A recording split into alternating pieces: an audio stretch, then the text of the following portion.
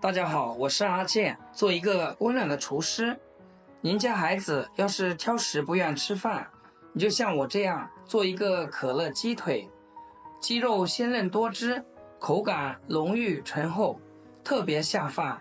做法也是非常简单，在家就能轻松做出饭店的味道。我们先来准备几只鸡腿，在挑选鸡腿的时候，一定要选择新鲜的。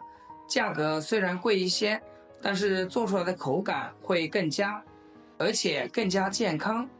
把鸡腿放入大盆中，加入一把食盐，把鸡腿表面搓一搓。鸡皮可是鸡腿的灵魂，口感非常的好，但是它的脂肪和皮脂都比较多，而且鸡皮和鸡毛是紧密联系在一起的，表面会有一层汗腺，就会有很多脏东西附着在上面，而食盐具有杀菌消毒的作用，用食盐来清洗，效果会非常的好。像我这样搓洗好之后，再用清水给它多清洗几遍，洗去表面的盐分和血水。像这样清洗的鸡腿就非常干净啦。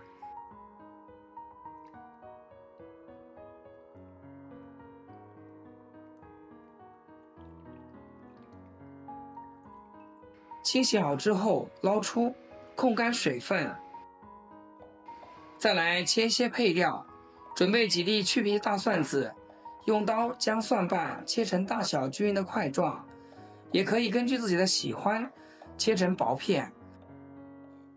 再来准备一块去皮生姜，先切成条状，最后切成块状，全部切好放入小碗中。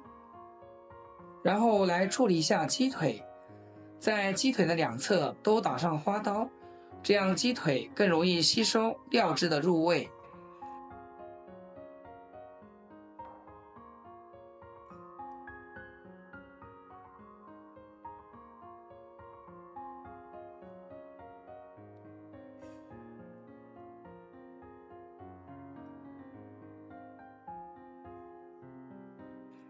全部处理好以后，接下来开始烹饪。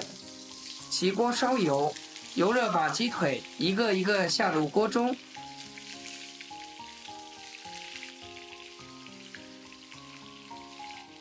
然后轻轻晃动炒锅，防止糊底，开小火慢慢煎。鸡腿煎至一面微微花黄，再给它翻个面，小火慢慢的煎。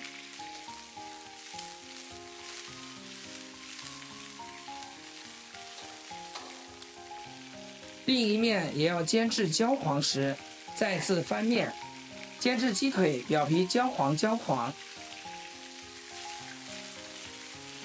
像这样就可以。然后把姜蒜给倒进来，继续开小火给它煸香，煸炒出食材的香味。煸香以后，下入18粒干花椒，这一步很重要，一定要开大火给它翻炒均匀，煸炒出香味。再往里面加点老抽，适量的生抽，随意的给它翻炒2下，把调味料炒至化开，炒出酱香味。再倒入一瓶82年的可乐，没过鸡腿就可以。扣上锅盖，开中小火焖煮20分钟。20分钟以后，打开锅盖，转大火开始收汁，不停地翻动鸡腿，料汁能裹得更加均匀。亲爱的朋友们，制作视频不易，阿健每天分享简单的2道家常美食。